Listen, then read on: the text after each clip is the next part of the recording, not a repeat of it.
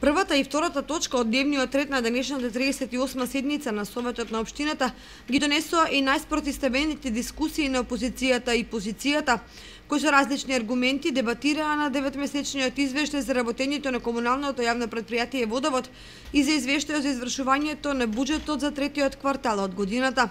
По содржајното излагање на директорот Лјупчо Папазов за работењето на комуналното јавно претпријатие Водовод во периодот јануари-септември, во која беа изнесени податоци за позитивни резултати, како и планови за нова организациона поставеност на претпријатието, советниците од опозицијата негативно го оценија периодичниот документ и поставија повеќе конкретни прашања. Тие се интересираа за бројот на вработени во претпријатието, за статусот на вработените, за наплата на паркинг просторот, за квалитетот на термалната вода и слично. Комуналното јавно претпријатие врши стопанисување со јавните паркинзи,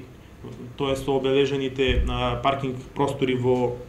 општина Кочани, и според тоа треба да имаме увид и во врска со јавните паркинзи колку имаме вработени, колку имаме приходи по тај основ и дали тие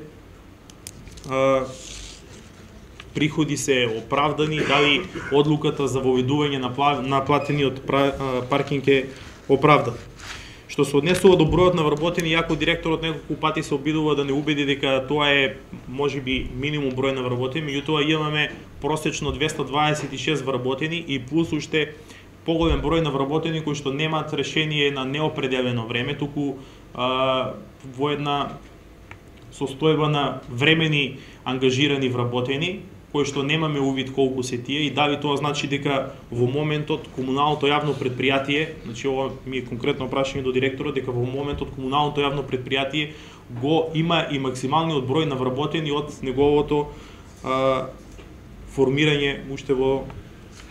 далечните 50-60 години. Би сакала да знам каква стратегија има комуналното претпријатие во поглед на вработените актуелно кои се ангажирани, дали во секторите ќе има ангажирани нови вработувања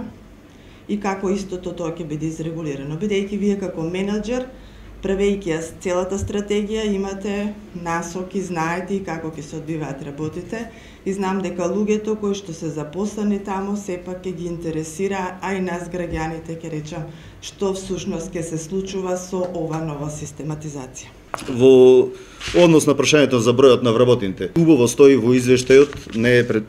премолчено, просечен број на вработени 226 и просечен број на вработени преку агенцијата 39 и не е ова апсолутната најголема бројка на вработени. На денешната седница копија се кршија и околу извештајот за извршувањето на буџетот на општината за третиот квартал од 2015 година. Меѓутоа, текот на седницата го нарушија неколку вербални конфликти помеѓу советниците од опозицијата и администрацијата во локалната самоуправа и председавачот, пошто за време на паузата советничката група на СДСМ ја напушти салата за состаноци. Множинството советници потоа без дискусии и на брзина ги изгласаа предложените развојни програми и ја завршија работата на Советот.